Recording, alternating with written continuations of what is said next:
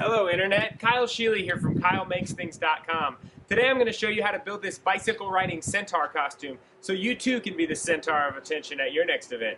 And you're welcome for that pun, by the way. Huzzah! For starters, you're going to need a tandem bicycle. I already had one lying around, but you can either buy one or just borrow one because you won't be making any permanent modifications to the bike. To start, I removed the rear handlebars and the rear seat.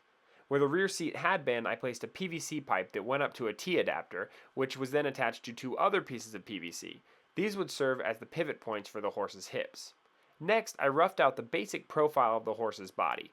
Once I had a shape I liked, I cut 8 or 10 copies of that shape and glued them all together to form the central support structure for the whole piece. Next, I rounded out this shape by adding what was essentially a cardboard rib cage. Using scraps, I tested a few different leg configurations, varying the length of each leg section until I found the combination that was least likely to jam or hyperextend itself.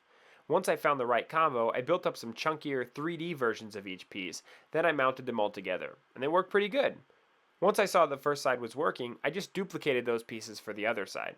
After securing the joints with E-clips and zip tying the feet to the pedals, it was time to give it a try from the driver's seat.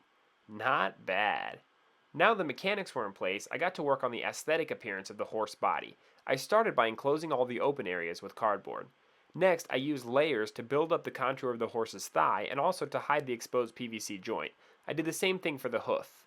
Next, I covered the entire thing with tiny strips of cardboard to add texture and make it look like the horse had hair, because, horses have hair. Finally, it was time for paint. I painted the horse's body brown, with white on his lower legs and a black tail and hooves.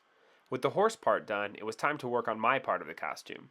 Using hot glue, I covered an old pair of pants in fake fur. Then I threw on some fake muscles and voila! The transformation was complete. Hi Mom, aren't you proud? Despite how complicated this costume looks, it was actually pretty easy. It took a few days, but it was totally worth it because now I could guarantee nobody was showing up to the party with the same costume I had.